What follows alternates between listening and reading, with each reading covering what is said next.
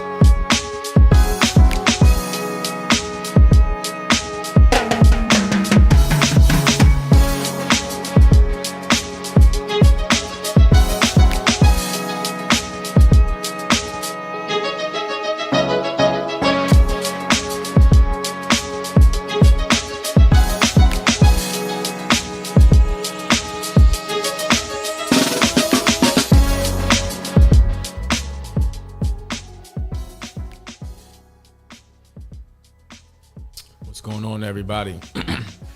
How you doing out there? This is Cool Ass Conversations with Will. Thank you for joining me. I know a lot of y'all out there are probably just getting off of work, maybe listening to me on the radio, maybe listening to me through Facebook, wherever you are. I'm happy to have you. For you to join me today. So this is episode 4 with Cool Ass Conversations with Will. I want to give a shout out to CMP Radio for continuously to bless me, allow me to come up here and again be the voice for those who may not have that platform or may be the voiceless.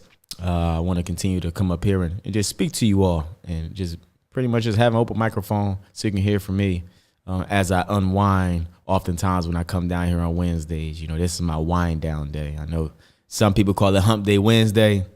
I call it Wind Down Wednesday. So when you see me up here with my shirt open a little bit, with my tie wrapped around the microphone, is because I'm all about business, but I'm human, and this is my time to relax and just vent a little bit, just kind of be open-minded and talk to the people that I serve, the people that I'm engaged with, the community, my friends, family, no matter who it is. So again, I appreciate you all for coming here today, for being a part of this. Appreciate those who will be joining in the next few minutes as we talk through some things today. So I don't have a lot to discuss today. Today was a very, very busy day for those of you that I guess followed Chester City Hall or elected officials today.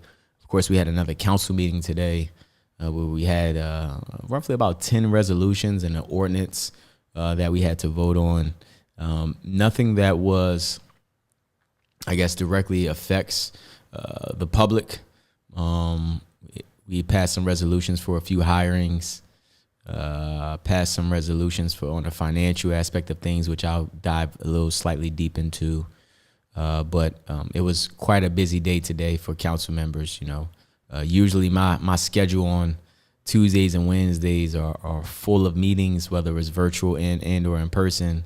And many of you that know me, how I roll in City Hall and city government, I'm running from east to west and from door to door, and usually getting pulled in a lot of directions. So today was a full day for me. So brace yourself. I'm a little tired, but I'm here. I made it here, so I can again give you all some much needed information. I got some information from some individuals that watched the show. They didn't watch it live. But they watched the about 1.5 to 2 episodes that I did, and they actually was appreciative of the information that I was able to provide. They told me that they learned some information, and that they would be coming to City Hall to inquire about more things that they can do to be helpful or to help their business. So that's what I'm here for. At times, whether it's you're in your work day or you're handling business, you're with family. I know you have other priorities in your life and your livelihood. You might miss a beat, might miss some information that is can be readily accessible and valuable to you. And again, that's just really what I want to do. I just want to be that voice, that second hand of information, to sometimes dive deeper, add more clarity, provide more detail, so that you would fully be aware of what's going on or what's upcoming, and or how to proceed to better represent your community. So that's what I want to do. So thank you for those individuals that continue to chime in or to look for the video or watch in their car rides or while they're at work. I know I'm not First Take or ESPN, not yet, but by the grace of God and with consistency and continued success and continued information that I want to provide, who knows, I might be tuning out or some of those other podcasts or things that you all watch. So one of the things that I wanted to discuss about today is I mentioned that on the council today, we passed some things on within the financial department. So every council meeting, we always pass an expenditure list. That expenditure list usually speaks to, not usually, it speaks to all of the expenses that the city of Chester has to pay out or has paid out within a bi-weekly time frame, within a 2-week time frame. So that was one of the things that was on the agenda today. But the other resolution that's normally not on there, usually on there once a year, is that the city of Chester, for many of you know, we are behind on our financial audits.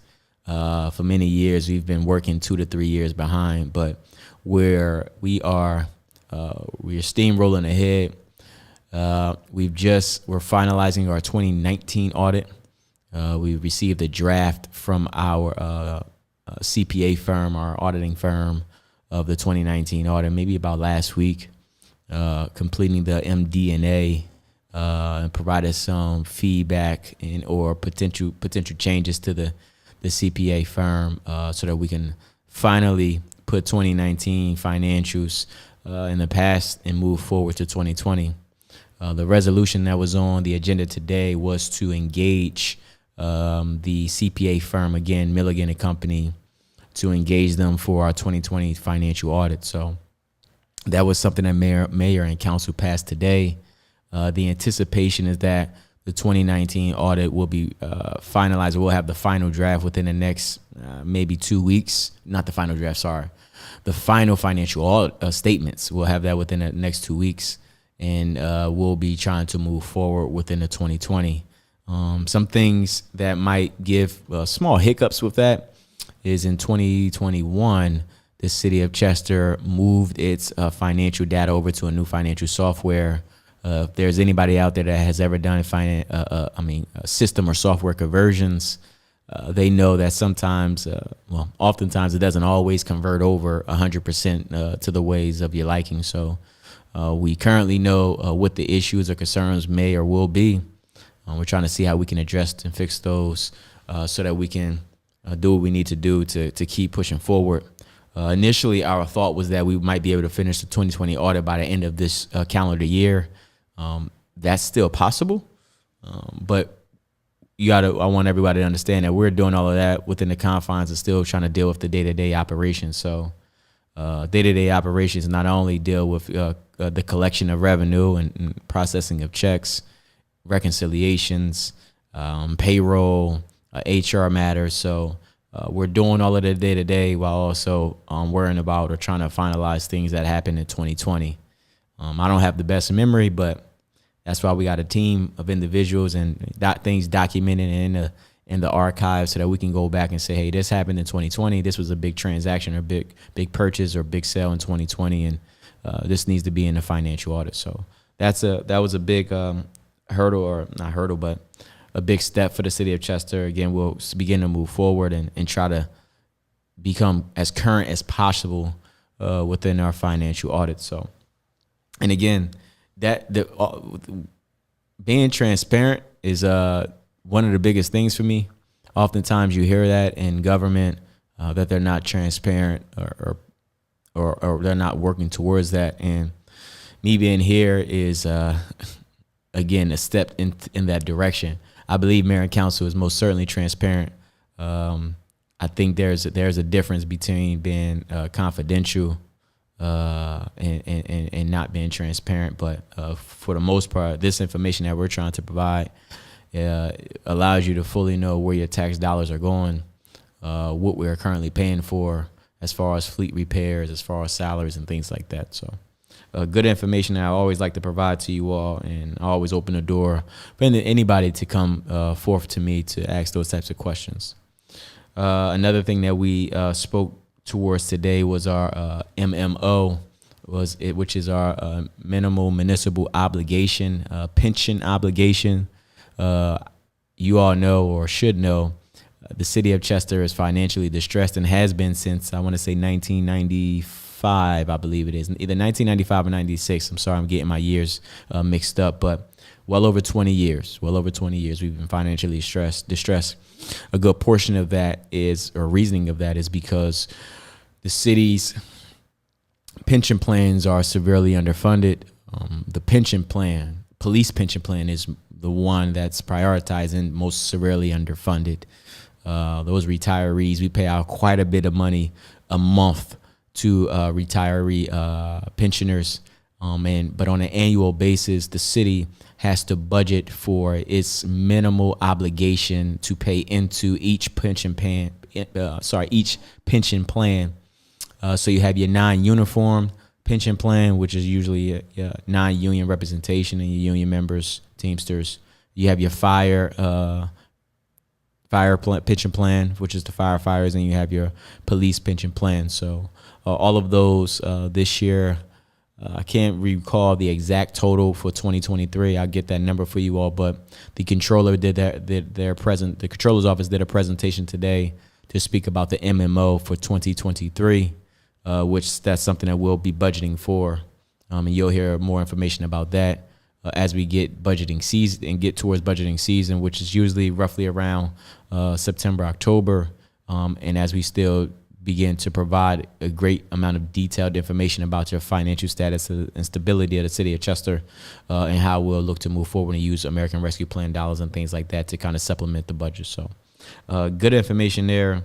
Again, we've had, this is probably going to allow me to segue right into the American Rescue Plan, but in July, we engaged and invited the public to come out to hear about the American Rescue Plan, the do's and don'ts of it, how we're looking to more of an umbrella approach of how we're looking to spend the money. And we've heard a good amount of responses, a good amount of positive things on what we should put the money towards, whether it's healthcare, whether it's building and residential facade improvements, housing improvements, business grants and assistance. It could have been dealing with the transient homeless individuals in the city of Chester, dealing with the youth and offering job opportunities. So we've heard a lot of information. Over the past 2-3 weeks, we've filtered that information and came up with some responses to those questions. And I say all that because one of the things that was heavily discussed or not so much agreed upon in a meeting was the amount of money that we wanted to put towards the loss of revenue. Again, American Rescue Plan Act says that the local government can put a portion of its allocation for the American Rescue Plan towards loss of revenue to be used for general fund purposes, general fund operations. But that number had to be based off of the amount of monies that you've lost in the preceding 2 years due to the health pandemic.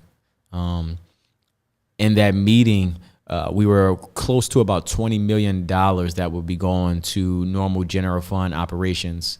And what the issue is that 20 million would go to general fund operations, but the other 10 plus million, really about 10 million, I would say, will be going towards residents and or other allowable expenditures for the public's request and or disgruntled responses was that simply more money should be going towards the community, less should be going towards government services. And at the point that I stand is I have a love-hate relationship with the response and or agree to disagree with how we need to use the money or allocate the funds.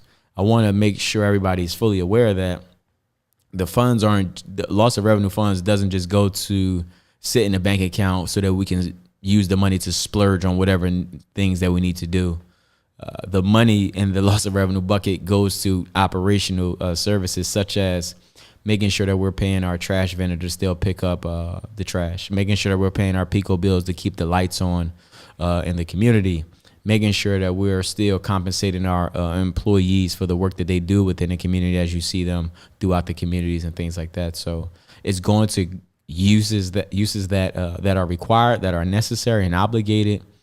It's not just going to be for splurging on new vehicles and splurging on new items and supplies that just sit on the desk. So we're going to try to do our best to push as much money out to the community. And with that, just be on the lookout for the next meeting. October 5th is what we're gearing up for the next community meeting to be.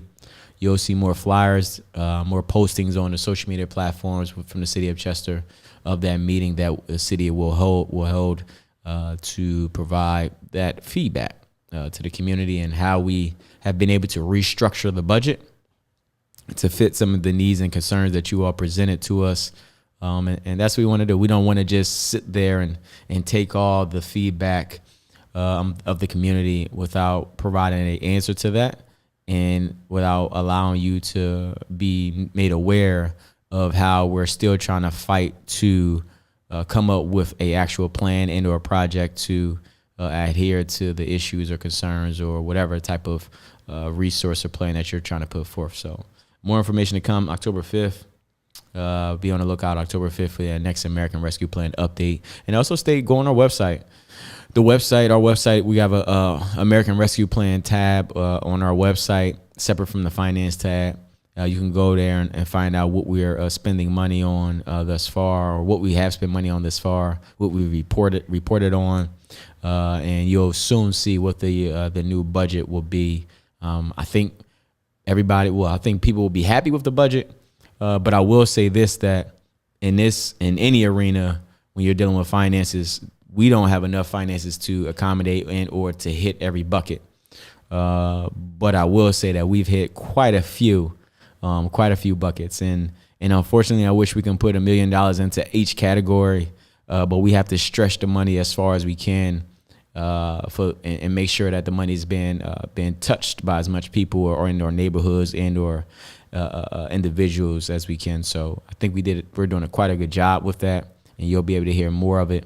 Again, I understand that we can't please everybody, but I do think that we will be able to touch quite a bit amount of people with the projected plan of the funds. So moving ahead to some things that you may have been hearing in the community, the city of Chester has hired a new COO.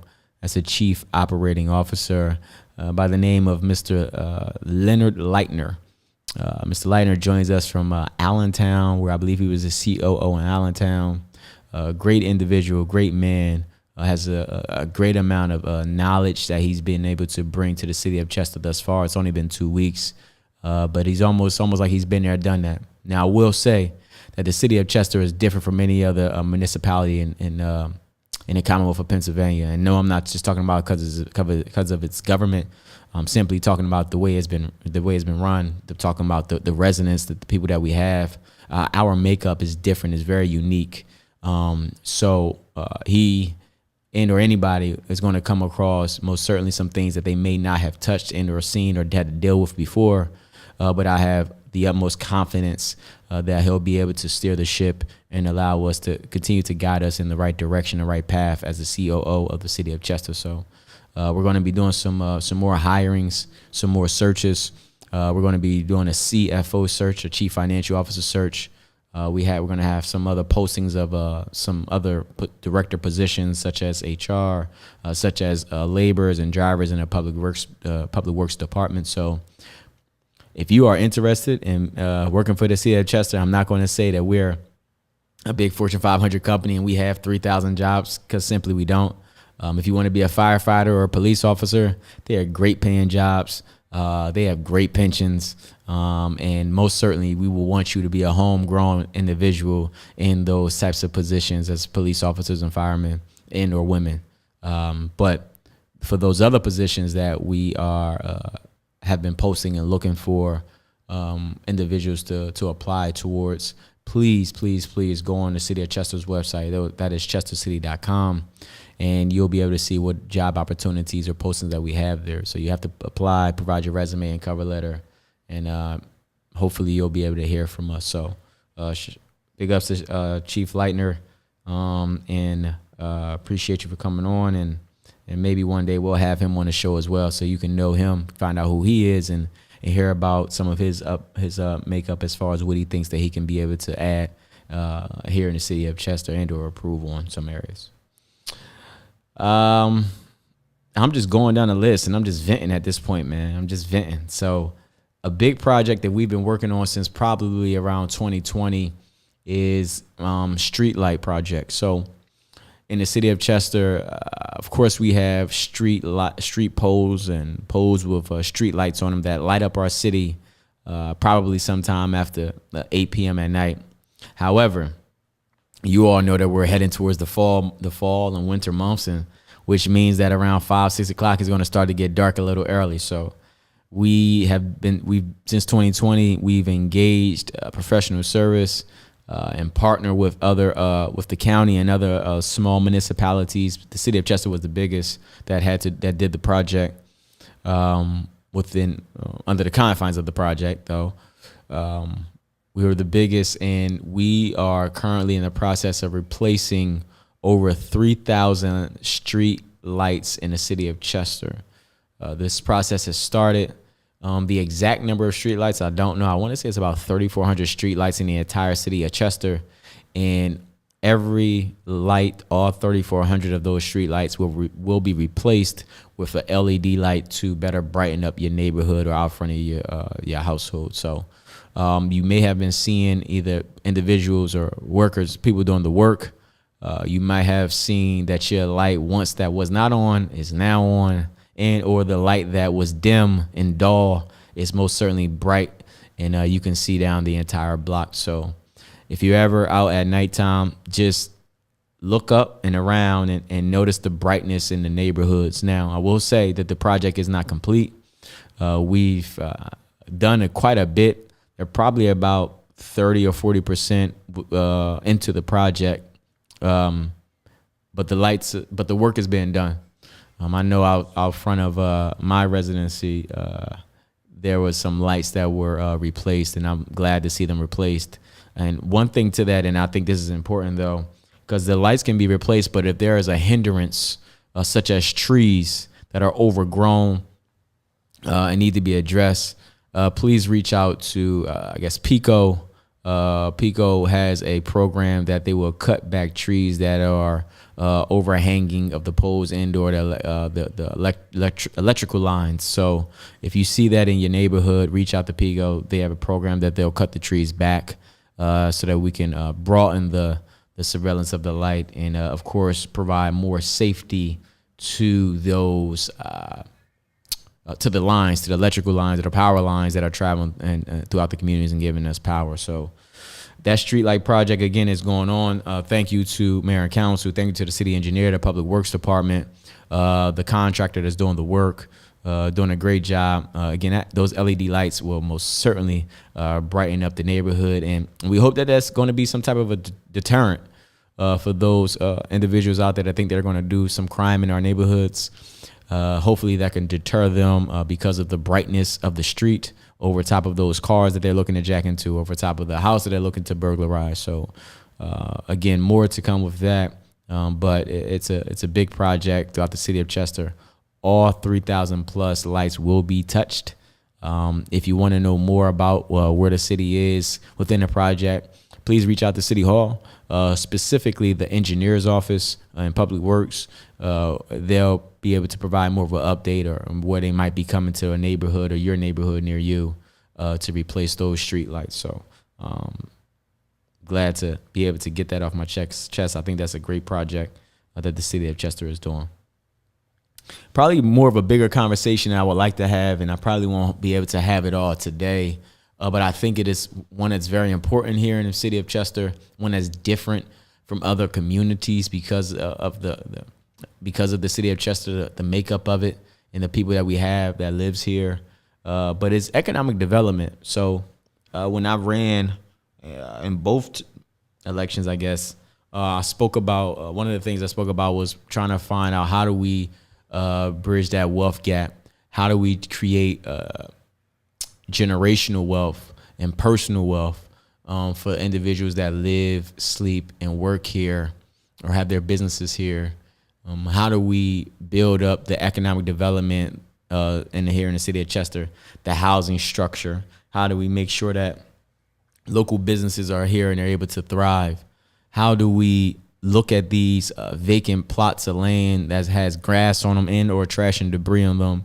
And how do we be able to market that to local residents and or to developers to come here and beautify the area, whether it's by a garden or whether it's by putting an actual structure there of housing and or business? What do we need to do? So I think the city has taken some great steps.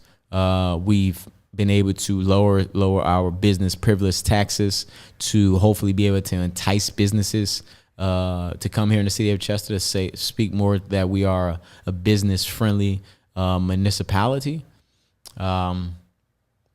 We've looked at doing some gardenings within those areas. There has been quite a bit amount of people that has reached out to the city of Chester and tried to acquire plots of ground in the city of Chester to not only potentially to build on it, but if not, just to beautify and take ownership and management of it through the repository listing. So that's some information that you can get from the Delaware County site, the repository list. And you can potentially go through that process and be able to own a ground lot and be able to take ownership of it and maybe put a structure on there and or just beautify it with low maintenance type of initiatives and projects until you're able to put a structure on it. So again, the ownership is valuable and or important to obtain here in the city of Chester, as we look to build upon the development of the entire city. There was some conversations of the article that was in the paper, I guess, over the weekend, which I really was not aware of until somebody told me that I was in the paper. But we have been working on a project or a waterfront master plan, a waterfront master plan for the Chester waterfront. This project started in maybe late 2018, where we engaged a professional service consultant, engineer, people that usually do this type of work to create plans, to see simply what does our waterfront look like? What should we have and or market on our waterfront? Will it work? Will it be sustainable? And does it fit the city of Chester and its residents? Does it fit Delaware County? What's going to attract or draw people to our waterfront? And the thing that I've always stated in those types of meetings, so I was a part of the committee, is making sure that the residents had some say-so on what they thought should be in the plan, whether it's a hotel, restaurant, recreation, amusement park, whatever, you name it. We had, I want to say, 5 or 6 meetings with the community in City Hall back in 2019 to engage the community about what they would like to see on the waterfront. That way we can shop the plan around, speak with the consultants, get the data, get the numbers, and say, hey, amusement park might not work, but a recreational facility might work.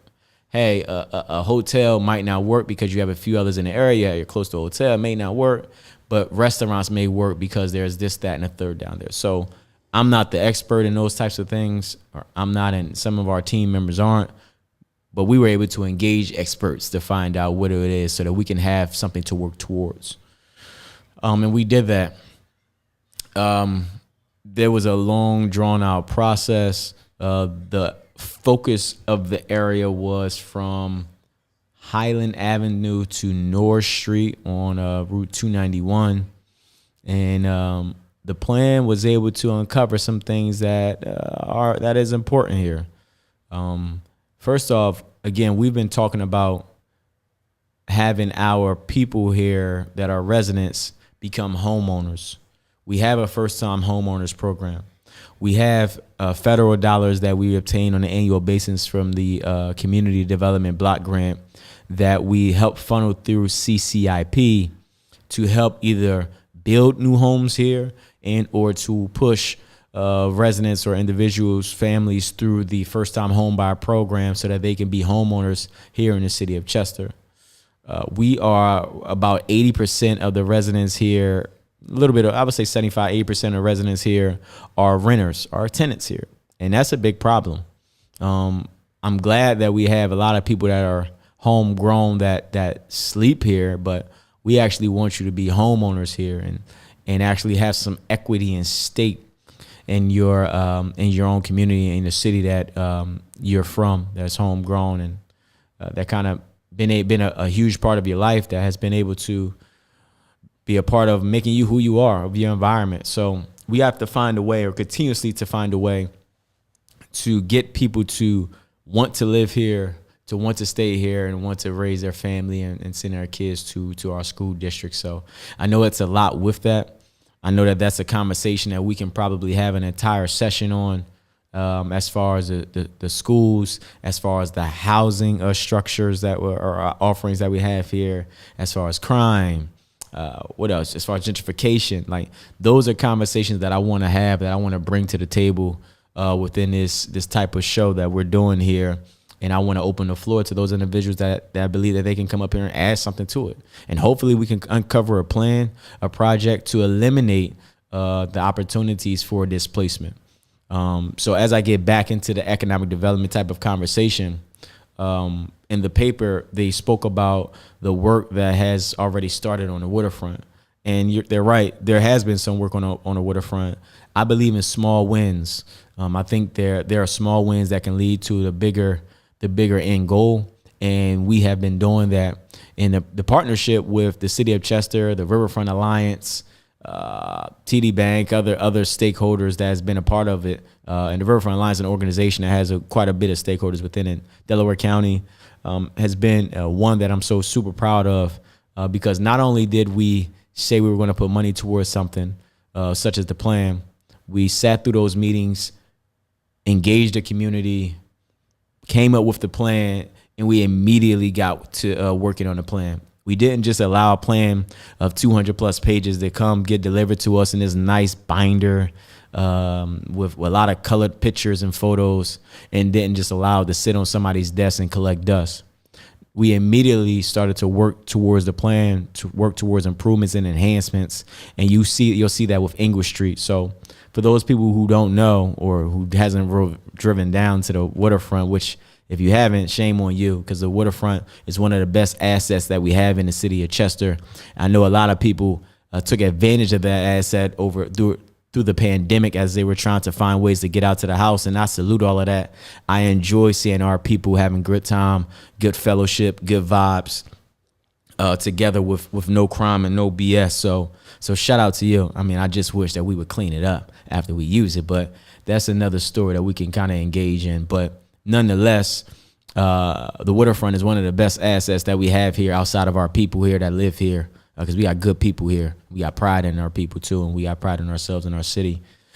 But if you drive down English Street, previously English Street where the brewery is, Larimer Brewery, it was a gravel road. It was gravel, so just rocks on the roadway, and it did not have any sidewalks. So if you were walking from 291 down Engle to Seaport Drive, which is the roadway where the stadium is, you were just walking on pretty much gravel and rocks. We went ahead through a tax credit program. Shout out to one of the big funders. There was a few, but the biggest one I want to say was Power Home Remodeling, which is the old PICO plan. Power Home Remodeling was a part of this project where we were able to repave Engle Street. So now you see Engle Street nicely repaved, has some nice sidewalks so that you can properly properly and safely walk on the right of way, or not on the right of way, but on the sidewalk down to Seaport Drive to enjoy whatever you have engaging or looking to do. And we're going to do that same thing with Rainey Street. Rainey Street is the next project. I think Rainey Street is actually due to begin within the coming weeks. But Rainey Street is a similar project. Probably will be a little bit more beautified than Ingle. We're going to do brand new street lights with street or light strings that goes across the right of way. We're going to have some bump outs for the sidewalks as well, with some beautification of flowers. And I think we're going to have some brick pavers in the roadway with maybe a C or a soccer. I'm all about the C though for Chester, so we're probably going to push for the C or something like that, and the brick pavers in the right of way. And that'll be nice. You'll be able to see those types of things as you enter Rainey Street. Similar, we're probably going to look to do that for Ingle as well, just the entryway, so it can all be uniform down on 291. So Ingle, Rainey, and Flower Street, which might be the next project. So I'm happy to be a part of that. Again, those are small wins that's going to get to a bigger project, or the bigger end goal of what we feel as though our waterfront should be like. You look at Essington, you will look at Philadelphia, you look at Wilmington. And I think our waterfront is next to blossom and next to be the one that everyone can come here and really enjoy and bear the fruits of the labor that we've all endured over the years from not having things to really appreciate on our waterfront. So another thing that was a part of it is, I guess, some of the things that maybe the Philadelphia Union is geared up to do. Now, I won't go too deep involved as far as what the Philadelphia Union is going to be doing. It may have been in the newspaper. I really don't know. I didn't read the newspaper. I don't buy the newspaper. It's too expensive for me. So I got to count my coins, y'all. But what I will say is that the Philadelphia Union has taken a different position and approach, and the words out of their mouth is pretty much we kind of have to be the mall developer now. I think for years they've kind of sat back and waited for somebody else to kind of put their foot forth. And unfortunately, it didn't work the way that they and or other leadership planned it all out to be.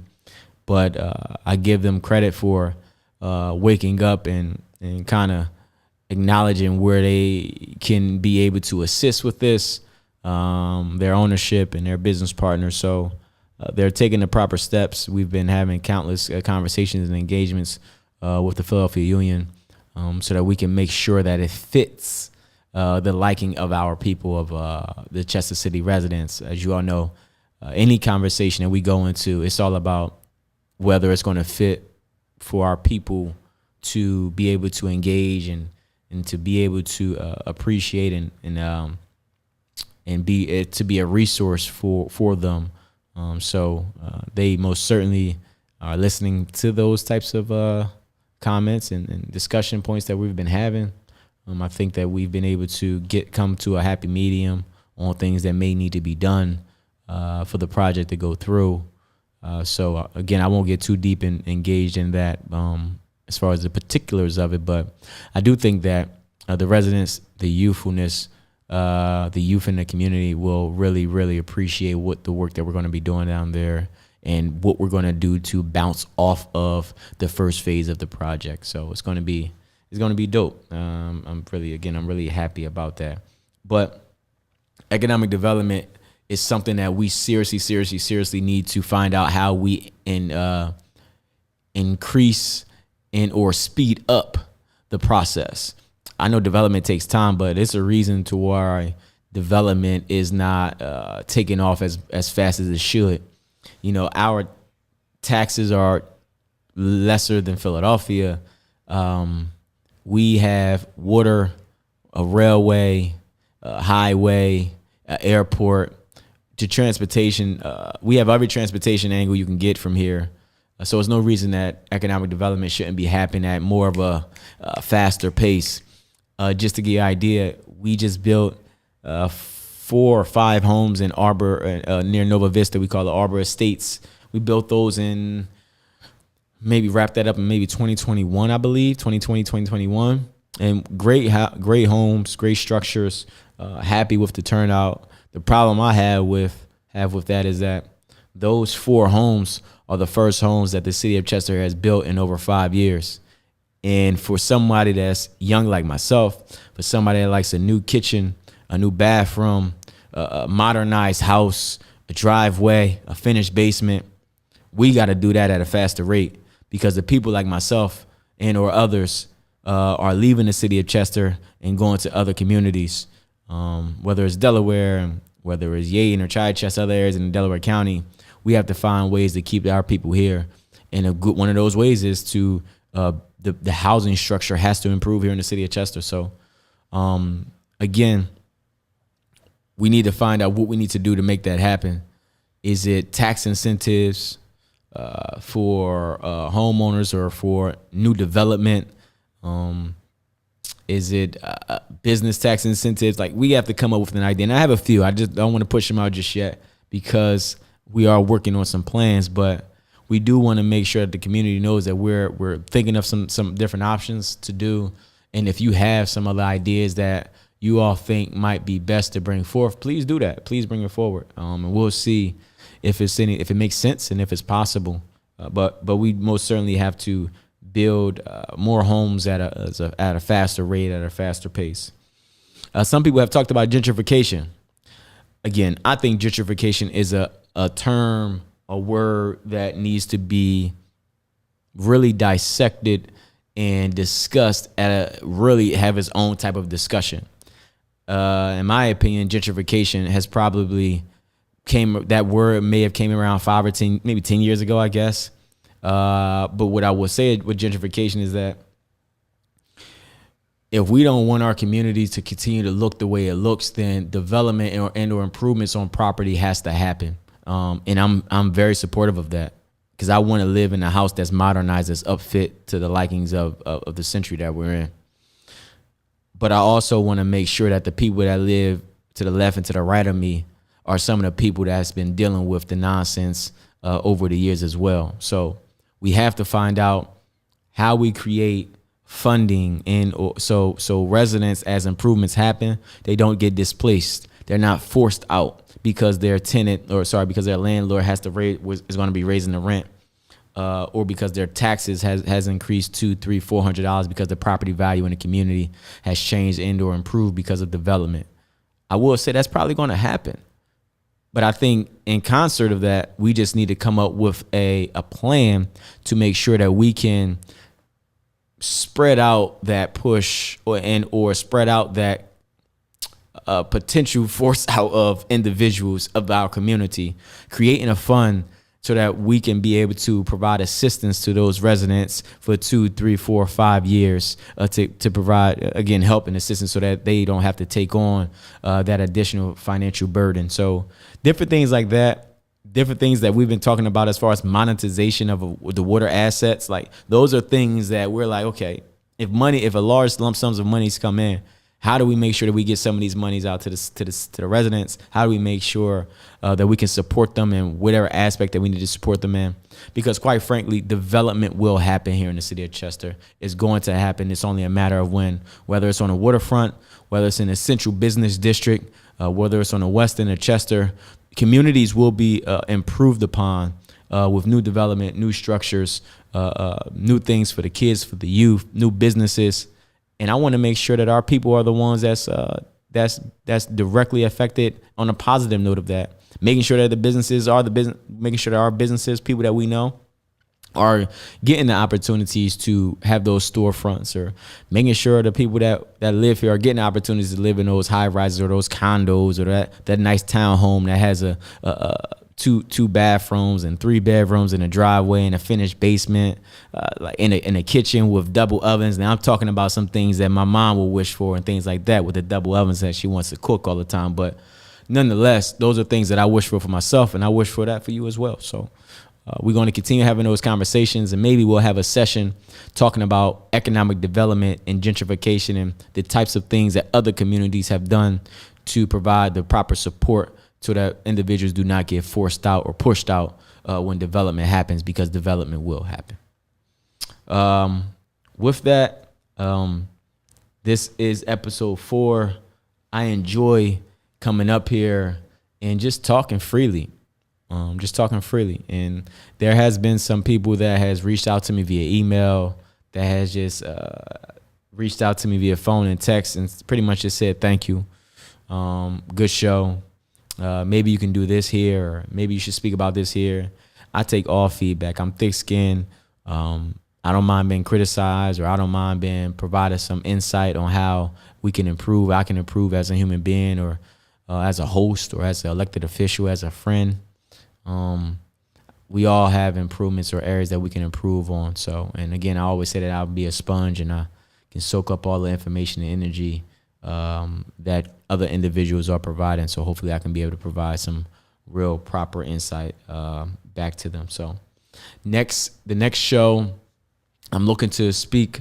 If I don't have my special guest on, we're going to find out if my special guest is going to come on. If not, we'll be talking about some life insurance and other insurances that we think are I believe is very important and vital to everyone's life. Life insurance just isn't a death benefit. Life insurance can also be used as a banking savings account. It can also be used as insurance for your mortgage. And it can also be used as a form of a asset for you to purchase in or acquire certain things, such as a house, such as a car, such as a business. So I think that people get the wrong stigma when they talk about life insurance, and they just talk about the beneficiaries. And I think that we can dive deeper into the particulars of how you can be creative with using a life insurance policy to benefit your life right now. It's for you right now. So we'll speak a little bit on that on the next episode. I'm looking to bring in one of my great friends that is a financial consultant and also is an attorney as well. But she has a good amount of information, good amount of knowledge about wills and estate planning. And I know that we all need to have information like that set aside. You never know when the great Lord might have to call us, and we don't want to be a burden on our our family members. So things like having wills and estate planning in place, not just for your heirs or your beneficiaries, but also for business purposes as well. So it's a sneaky game, and things that those intelligent individual or business savvy people know of the interworkings of how to use these types of plans and policies to best benefit themselves or their business. I want to make sure that I can provide that insight to you all so that you can know how to use it for yourself. So with that, my last comment is just, my quote of the day, which is, life is not about having everything. It's about finding meaning in everything. So for me, life isn't, I'm not perfect, but I think we all need to find our purpose. Oftentimes people say, when they have their child and they say, now I found my purpose in life. And if that's the case, then that's completely fine. But I do think that you got to love, there's beauty in pain, there's beauty in life. You got to love the process. Sometimes the process is painful and you got to deal with it. But when you look through at the end of the tunnel, the light at the end of the tunnel, and look at the place that you've come from, and where you're going, where you're headed, it's such a beautiful feeling to know that you've been able to go through that. It's a beautiful feat that you've accomplished. So, just think about that, pat yourself on the back and keep pushing, keep trucking, keep your chin held high. Again, that quote was, life is not about having everything. It's about finding meaning in everything. So just find your purpose, stick to it, push forward. And the end result, you'll be so appreciative and accomplishable within your own self. So with that, this is episode 4 of Cool Ass Conversations with Will. Be on the lookout for more information for my next guest appearance, for next agenda items that I want to talk about, be able to provide to you all. I haven't forgotten about the Shark Tank. We still working on particulars of it all.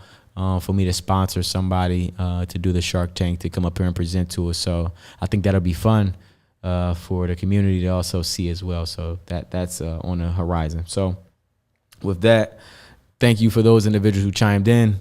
If you couldn't watch the whole show, please go back on the CMP Radio and chime in and look at it.